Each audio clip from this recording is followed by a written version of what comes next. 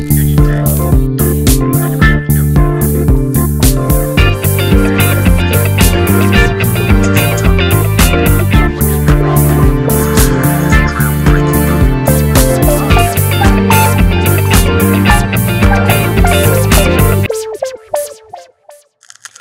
on va s'intéresser aujourd'hui à l'énergie cinétique. On verra la relation qu'il y a entre l'énergie cinétique et puis le travail des forces.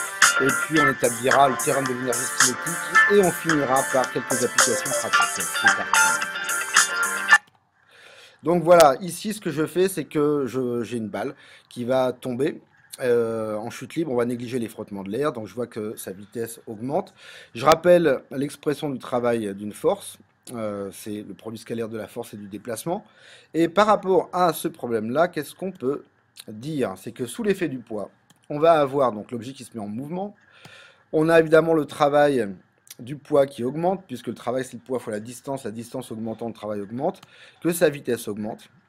Et ce qu'on peut imaginer, c'est que le travail étant de l'énergie, s'il augmente et que la vitesse augmente, l'objet doit gagner de l'énergie qui va être liée à sa vitesse. Cette énergie, c'est ce qu'on va appeler l'énergie cinétique. Alors on peut même aller plus loin pour émettre une hypothèse, c'est que l'énergie cinétique, donc on joue la même unité que le travail, doit être égale au travail de la force. Alors on va essayer d'établir l'expression d'énergie cinétique. Bon, je reprends mon problème. Ma balle tombe. Le travail du poids, c'est mg fois la distance. Donc je vais essayer de regarder comment évolue d'abord la vitesse de l'objet en fonction du travail. Et j'ai cette courbe ici. Donc la vitesse est proportionnelle à la racine carrée du travail du poids.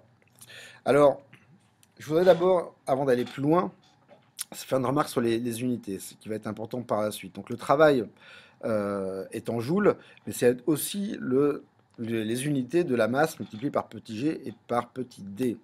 Quand on développe tout ça, les joules, ce sont aussi des kilogrammes par mètre, enfin, fois mètre carré multiplié par des secondes puissance moins 2. On va s'en servir par la suite. Donc pour l'instant, si je mets la vitesse en fonction du travail, la vitesse n'a pas les unités d'une énergie, et en plus de ça, on n'a pas une relation proportionnelle. Donc on va essayer de modifier tout ça. Je vais prendre maintenant la vitesse au carré en fonction du travail du poids. Alors, ce qui va être intéressant, c'est que maintenant je me retrouve avec une proportionnalité. J'ai bien V au carré qui est proportionnel au poids, au travail du poids. Les unités de la vitesse au carré, ce sont des mètres carrés seconde moins 2. Les unités du travail, on l'a dit, ce sont des kilogrammes mètres au carré seconde moins 2. Et bien évidemment, ça ne marche pas parfaitement bien. Ce qu'on pourrait faire, pour faire avancer un petit peu le problème, par exemple, ça serait de multiplier la vitesse au carré par la masse. Et on va voir ce qui se passe. Alors, au niveau des unités maintenant, ça marche très bien. mv au carré a bien des unités d'énergie, comme le travail du poids. On a une relation proportionnelle. Le seul problème, eh ben, c'est la pente. On a une pente de 2 alors qu'on voulait avoir une pente de 1. Donc qu'est-ce qu'on va faire? On va tout simplement multiplier le terme mv2 par le coefficient 1,5. Et on va avoir à ce moment-là cette expression 1,5 de mv2 qui est proportionnelle au travail du poids. Les unités sont parfaitement cohérentes. On a bien des joules pour 1,5 de mv au carré et des joules pour le travail du poids. Ça va nous permettre de définir l'expression de l'énergie cinétique. L'énergie cinétique d'un objet de masse m, c'est 1,5 de sa masse fois la vitesse au carré, avec l'énergie cinétique en joules, la masse en kilogrammes et puis la vitesse en mètres par seconde. Alors on va essayer maintenant d'aller un petit peu plus loin et de dénoncer le théorème de l'énergie cinétique. Alors, dans notre problème, on avait négligé les frottements, on n'avait donc qu'une seule force qui s'appliquait à la balle, c'était son poids. Et ce qu'on a vu, c'était que la variation d'énergie cinétique de la balle, à ce moment-là, était égale au travail du poids de la balle. Alors, évidemment, on a des problèmes, on n'a pas que le poids, on peut avoir plusieurs forces. Et bien, ça va être très simple, on va généraliser ce qu'on vient de voir à un ensemble de plusieurs forces. C'est ce qu'on va appeler le théorème de l'énergie cinétique, qui dit que la variation d'énergie cinétique d'un objet entre deux points, A et B, va être égale à la somme des travaux de toutes les forces qui vont s'appliquer au système. Alors si je veux avoir une expression un petit peu plus mathématique, la variation d'énergie cinétique entre les points A et B, ça va être l'énergie cinétique finale au point B, moins celle au point A, et égale donc au travail, à la somme des travaux de toutes les forces qui s'appliquent au système. On peut d'ailleurs aussi, avant de faire la somme des travaux, c'est prendre la force résultante et puis établir le travail entre A et B de cette force résultante. Alors je voulais montrer quelques applications. On va avoir ici un objet sur un plan incliné qui va partir du sommet de la pente, qui va passer par A, donc il aura une vitesse qui ne sera pas égale à 0 en A. Donc j'ai donné ici toutes les informations, la masse, petit g, AB et puis l'angle. La question c'est quelle est sa vitesse à la fin, au point B. Alors on sait, on a déjà vu ça dans certaines vidéos, que l'expression de P de x ça va être P sinus alpha, c'est-à-dire aussi mg sinus alpha. Donc, j'applique mon théorème de l'énergie cinétique. Donc, la variation d'énergie cinétique entre B et A, ça va être la somme des travaux de toutes les forces. J'ai combien de forces dans mon problème? Donc, j'ai la normale. J'ai décomposé mon poids selon X et Y. Donc, ça va être le travail aussi de P de X et P de Y. Mais là, on voit bien que la normale et P de Y sont perpendiculaires au déplacement. Ça va nous simplifier le problème. Donc, pour aller un peu plus loin. Donc l'énergie cinétique, la variation d'énergie cinétique, ça va être 1 demi de mvb carré moins 1 demi de mva carré égale plus que le travail de P de x, puisque n et P de y sont perpendiculaires à AB. Donc, si j'ai cette expression, je remplace W de AB de P de x par mg sin alpha fois AB.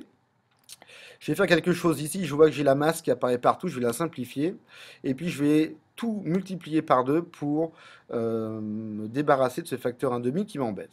Donc, j'ai maintenant, en ayant isolé le VB carré est égal à VA carré, sa vitesse initiale au carré, plus 2G sin alpha fois AB, ce qui me donne l'expression pour VB, qui est la racine carrée de cette expression.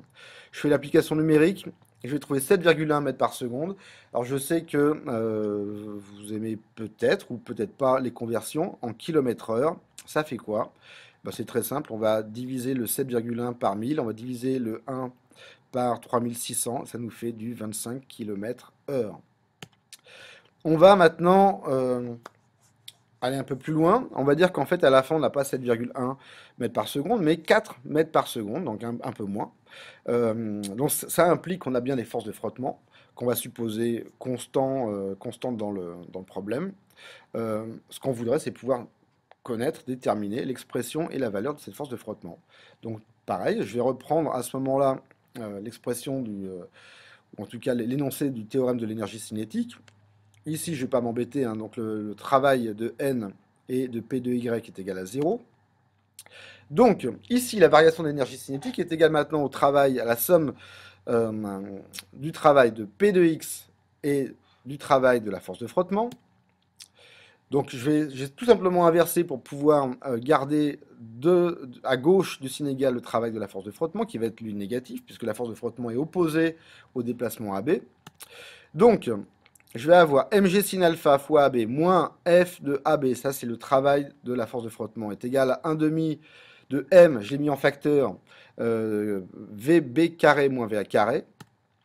J'isole maintenant le terme qui possède F, la force de frottement, et je vais aller un petit peu plus loin, je n'ai plus qu'à diviser l'expression à droite par AB, alors vous allez me dire l'expression est un peu compliquée, mais c'est pas si dur que ça.